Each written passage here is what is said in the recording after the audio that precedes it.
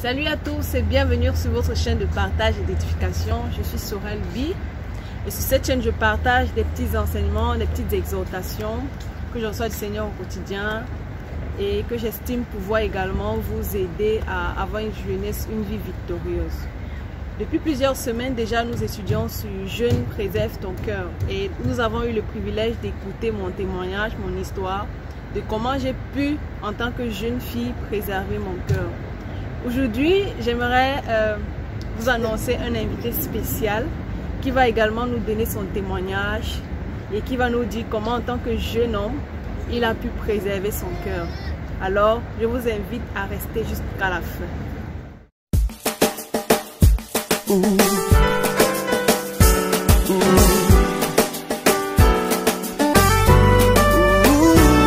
Salut, je suis Emmanuel B et c'est un réel plaisir et un honneur pour moi d'avoir été invité à partager sur comment j'ai pu me préserver et préserver mon cœur des déceptions ou des regrets.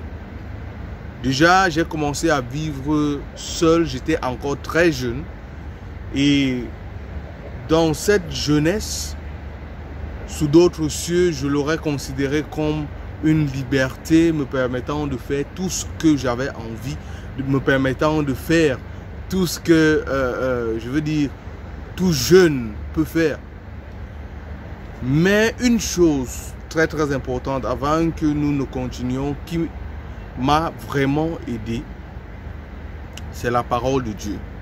Déjà sorti d'une famille chrétienne, une famille qui pratique et met en pratique la parole de Dieu, j'ai eu une éducation un peu stricte et une éducation qui dans le futur va beaucoup m'aider parce que elle m'a permis de demeurer ancré dans la parole de Dieu. Alors, ancré dans la parole de Dieu, je m'inspirais toujours de ce que Paul dit. Il m'est permis, tout m'est permis, mais tout ne m'est pas utile. Donc du coup, face à des situations, je me rappelais toujours de cette parole et j'essayais par le maximum de séparer ce qui est utile à l'agréable. Donc, côté relation, contrairement, moi j'avais beaucoup d'amis filles. J'avais beaucoup d'amis filles au point où, lorsque j'ai même rencontré celle qui finira par être mon épouse, c'était un challenge pour moi parce que il fallait commencer à mettre peut-être des distances, commencer à lui donner toute sa place, commencer à lui donner tout son temps. Ouais, et du coup, ça devenait un peu difficile. Mais par la grâce de Dieu, je l'ai appris. Il y a avoir des amis filles, il y a des avantages. Avoir des amis filles, il y a des inconvénients. Un des avantages, c'est ça m'a permis de connaître le genre féminin dans le sens où je partageais beaucoup avec elle et elle m'apprenait beaucoup de choses. Le danger qui est là, c'est que tu ne peux pas mettre un cadenas à ton cœur. Tu ne peux pas mettre un cadenas à ton cœur. Tu ne peux pas mettre un bandeau à tes yeux. Du coup, pendant que vous cheminez ensemble, il peut y avoir des moments où un désir, une envie peut monter dans ton cœur et c'est pourquoi moi je finis par encourager les jeunes garçons à avoir des bonnes relations avec les filles, avoir des bonnes relations avec les sœurs peut-être de ton église, de ton entourage, mais aller jusqu'à avoir des filles, des sœurs comme meilleures amies, c'est te mettre en danger entre parenthèses et peut-être finir un jour par te compromettre parce que j'ai presque failli me compromettre. J'ai presque failli me compromettre et du coup je nous encourage vraiment en tant que jeune homme, en tant que jeune femme de minimiser les relations que nous avons avec le sexe opposé.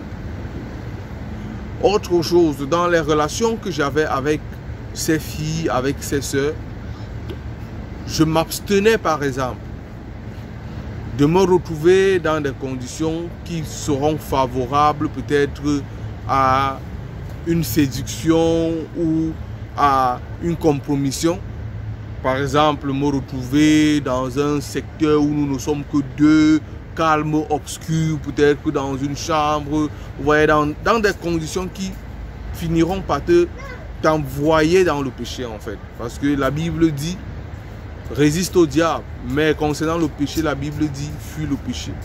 C'est le pourquoi, lorsqu'on donne des conseils, on dit, c'est toujours mieux de ne pas se mettre dans des conditions qui vont favoriser le péché. Parce qu'il faut fuir le péché. Et donc,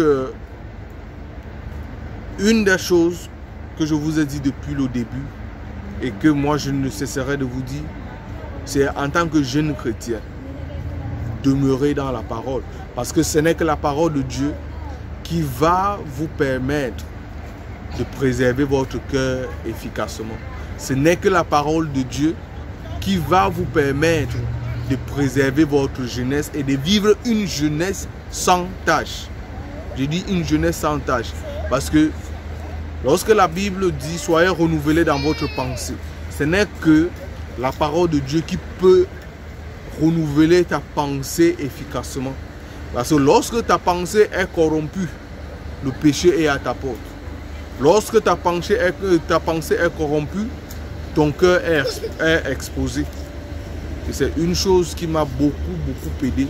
Et c'est le conseil et c'est la direction que je vais vous laisser avec ce soir, que je vais vous laisser avec aujourd'hui. Demeurer dans la parole de Dieu. En tant que jeune, demeurer dans la parole de Dieu. Waouh, waouh, waouh!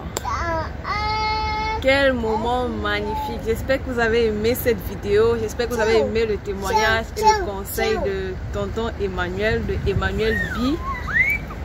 Vraiment, ça a été un plaisir d'écouter ce témoignage et ces conseils venant de lui. Alors, sur ce, nous allons nous séparer et à très bientôt pour une prochaine vidéo. Ciao, ciao! Ciao, ciao.